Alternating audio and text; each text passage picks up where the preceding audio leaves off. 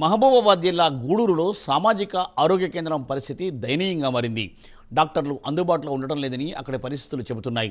గూడూరుకు చెందిన తుర్రెం సునీల్ అనే యువకుడు కుటుంబ కలహాలతో పురుగుల మందు తాగి ఆత్మహత్యా యత్నానికి పాల్పడ్డాడు. గమనించిన కుటుంబ సభ్యులు హుటాహుటిన ప్రభుత్వ ఆసుపత్రికి తీసుకొచ్చారు. ఆసుపత్రి వైద్యురాలు నవత డ్యూటీలో లేకపోవడంతో పేషెంట్ కేర్ నర్సులు సేవలు అందించారు.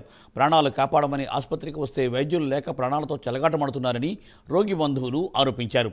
విధుల్లో ఉండాల్సిన డాక్టర్పై విచారణ జరిపి చర్యలు తీసుకోవాలని రోగి బంధువులు డిమాండ్ చేస్తున్నారు. సునీలు నా పేరు తురేమేరు స్వామి పెద్ద బాబు. అయితే ఈ హాస్పిటల్ తీసుకొచ్చిన డాక్టర్ లేరు, సిస్టర్ ఉన్నాడు, ఒక ఆయన మగ ఆయన ఉన్నాడు. ఆయన అనేది ఒక అటెండర్ ఉన్నాడు, డాక్టర్లు అయితే లేరు. వాళ్ళు గ్లూకోజ్ పెట్టారు, పైకి తీసుకుపోయారు. మరి ఆ పిల్లగాడు చనిపోతే ఏం కావాలి అని డాక్టర్లు లేరు. ఆయన మీరు 2 గంటలు అవుతాను. అప్పటి నుంచి ట్రీట్మెంట్ జరిగిందా? ట్రీట్మెంట్ జరగలేదు.